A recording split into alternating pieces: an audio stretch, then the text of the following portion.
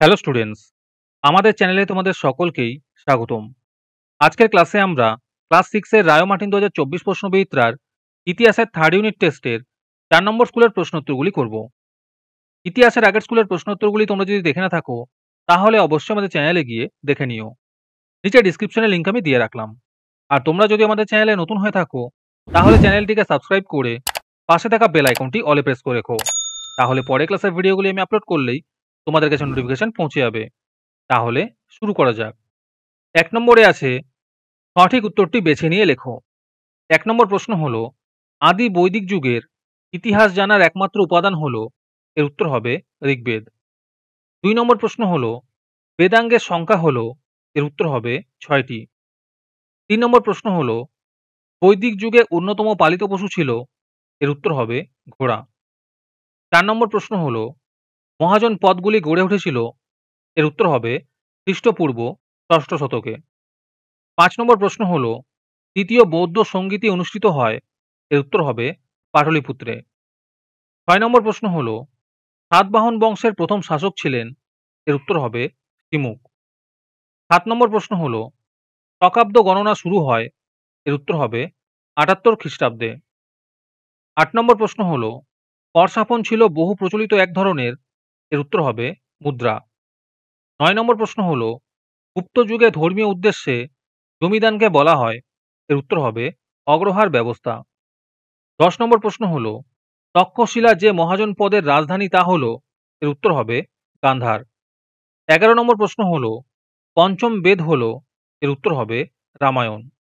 ১২ নম্বর প্রশ্ন হলো, নিচ্ছ কটিকমের রচয়িতা হলেন, এর উত্তর হবে শূদ্রক। ১৩ নম্বর প্রশ্ন হলো, সেন্ট থমাস খ্রিস্ট ধর্ম প্রচারের জন্য ভারতীয় উপমহাদেশে এসেছিলেন, এর উত্তর হবে গন্ড ফার্নেসের আমলে।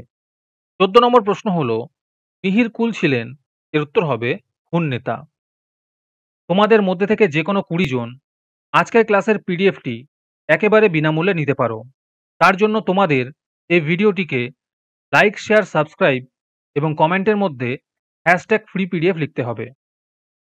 এই ভিডিওতে যখন ৫০টি লাইক এবং ৫০টি সাবস্ক্রাইব হয়ে যাবে তারপরেই আমি ভিডিওর কমেন্টের মধ্যে থেকে র্যান্ডমলি যে কোনো ২০ জনের সাথে যোগাযোগ করে ফ্রি পিডিএফটি দিয়ে দেব।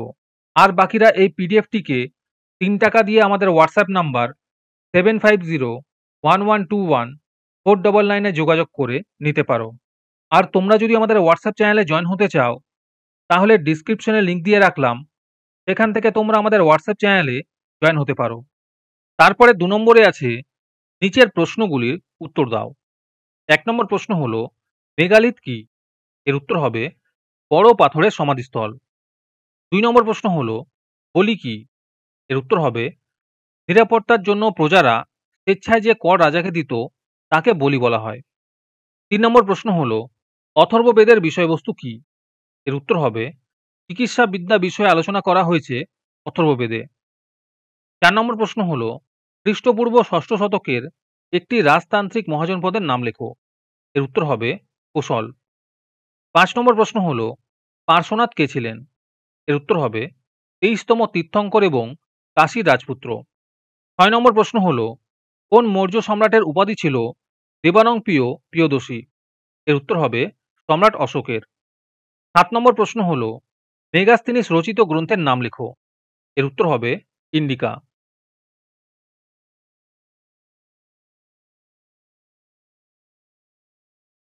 ৮ নম্বর প্রশ্ন হলো, গাথা সপ্তর্ষি কে রচনা করেন?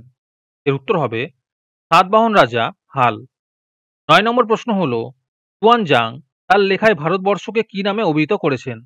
এর উত্তর হবে কিন্তু।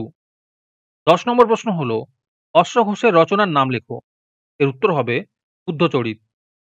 ১১ নম্বর প্রশ্ন হলো, প্রাচীন বাংলার প্রত্নস্থল চন্দ্রকেতুগড় কোথায় অবস্থিত? এর উত্তর হবে পশ্চিমবঙ্গের উত্তর ২৪ পরগনা জেলার বেড়াচাঁপায়। ১২ নম্বর প্রশ্ন হলো, পঞ্চতন্ত্র কোন ভাষায় রচিত? এর উত্তর হবে সংস্কৃত ভাষায়। ১৩ নম্বর প্রশ্ন হলো, কিউনিফর্ম কি? এর উত্তর হবে সুমেরীয় লিপি কিউনিফর্ম নামে পরিচিত। ১৪ নম্বর প্রশ্ন হলো, ফেরাও কাদের বলা হতো? এর উত্তর হবে মিশরের রাজাদের বলা হতো ফেরাও।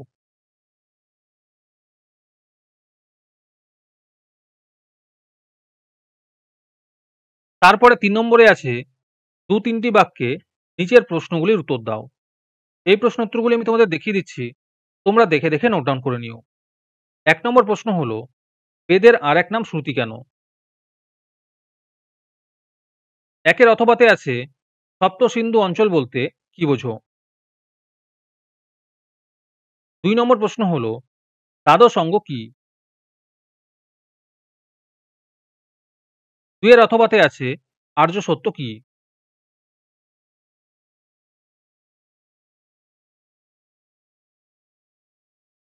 ৩ নম্বর প্রশ্ন হলো, আলেকজান্ডার কোন অঞ্চলের শাসক ছিলেন? তিনি কবে নাগাদ ভারতে আসেন? ৩ এর অথবাতে আছে, হর্ষচরিত কি? ৪ নম্বর প্রশ্ন হলো, অগ্রহার ব্যবস্থা কাকে বলে?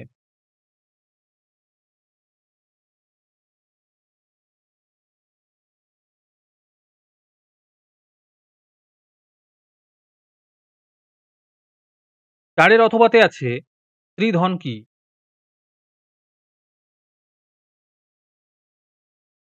৫ নম্বর প্রশ্ন হলো, অষ্টাধ্যায়ী কে লেখেন? এর বিষয়বস্তু কি?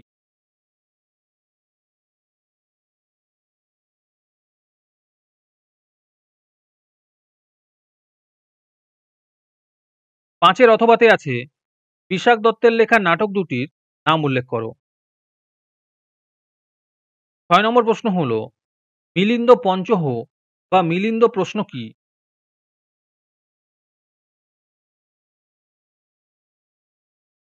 ৬ এর অথবাতে আছে, পাসিয়ান কত খ্রিস্টাব্দে ভারতে আসেন? তার লেখা গ্রন্থের নাম কি?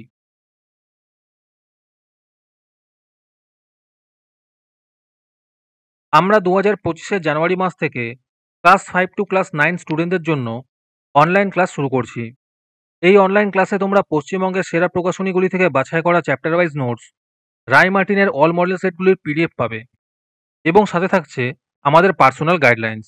এই নোটসগুলি তোমরা ভালো করে পড়লেই তোমরা তোমাদের এক্সামগুলিতে 90 থেকে 100% কমন পেয়ে যাবে। এছাড়াও তোমাদের স্কুল থেকে দেওয়া যে কোনো হোমওয়ার্ক বা প্রজেক্ট সবগুলি আমরা তোমাদের করতে সাহায্য করব। এই সব সুবিধাগুলি তোমরা আমাদের অনলাইন ক্লাসে অ্যাডমিশন নিলেই পেয়ে যাবে। তার জন্য তোমাদের প্রতি মাসে মাত্র ৯৯ টাকা ফিস দিতে হবে। তাই এই সুযোগ একেবারে হাতছাড়া করো না। রেজিস্ট্রেশন শুরু হয়ে গিয়েছে এবং রেজিস্ট্রেশনের সময় তোমাদের ৫ টাকা দিয়ে রেজিস্ট্রেশন করতে হবে এবং তারপরেই তোমরা একটি রোল নাম্বার পেয়ে যাবে। আমরা পেমেন্টগুলি ফোনপে, গুগল পে এবং পেটিএম এর মাধ্যমেই নিয়ে থাকি। আর যাদের এগুলি নেই, তোমরা তোমাদের কোনো রিলেটিভ অথবা কাছাকাছি কোনো জেরক্সের দোকানে গিয়ে আমাদের পেমেন্ট করে আমাদের ক্লাসে জয়েন হতে পারো। এই বিষয়ে আরও বিস্তারিত জানতে আমাদের হোয়াটসঅ্যাপ নাম্বার 7501121499 যোগাযোগ করতে পারো। রেজিস্ট্রেশন করতে লেট করো না, কারণ আমাদের সিট লিমিটেড আছে। তারপরে ৪ নম্বরে আছে, নিচের প্রশ্নগুলির উত্তর দাও। ১ নম্বর প্রশ্ন হলো, চতুরাশ্রম কি?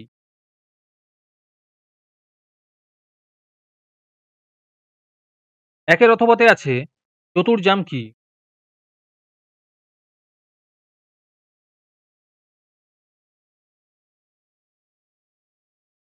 ২ নম্বর প্রশ্ন হলো, তুয়ানজাং কোন দেশ থেকে ভারতে আসেন?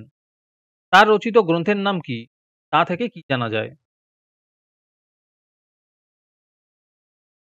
২ এর অথবাতে আছে, মেগাস্থিনিসের রচনা থেকে পাটলিপুত্র সম্পর্কে কি জানা যায়?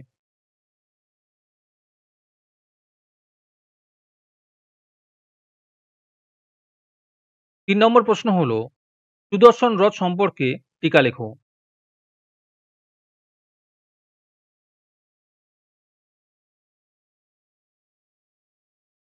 ৩ এর অথবাতে আছে, প্রথম নগরায়ণ ও দ্বিতীয় নগরায়ণ কি? ৪ নম্বর প্রশ্ন হলো, মৃচ্ছকটিকম কঠার অর্থ কি?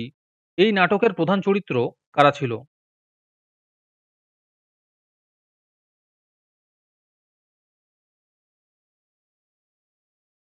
৪ এর অথবাতে আছে, কালিদাস কে? তার দুটি রচনার নাম উল্লেখ করো। ৫ নম্বর প্রশ্ন হলো, গান্ধার শিল্পের টিকা লেখো। ৫ এর অথবাতে আছে, তাম্রলিপ্ত বন্দরের টিকা লেখো।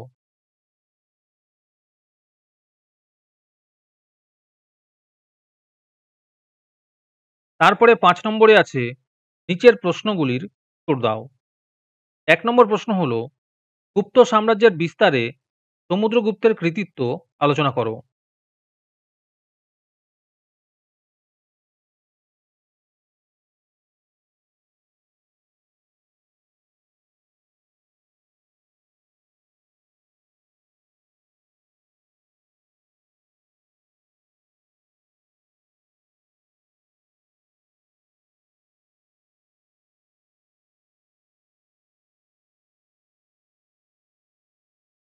১ এর অথবাতে আছে শাসক হিসেবে হর্ষবর্ধনের কৃতিত্বের কথা সংক্ষেপে লেখো।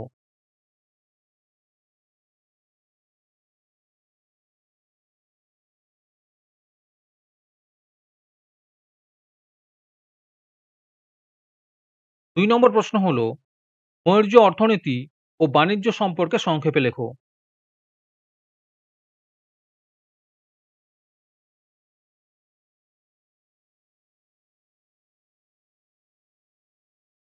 ২ এর অথবাতে আছে ফাসিয়ানের লেখা থেকে ভারতীয় উপমহাদেশের সমাজ সম্পর্কে কি জানা যায়?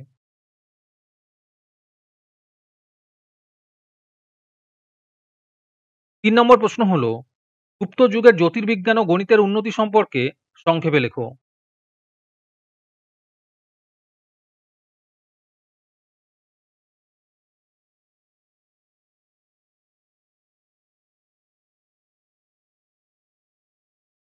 ৩ এর অথবাতে আছে পুরাণ সম্পর্কে টিকা লেখো।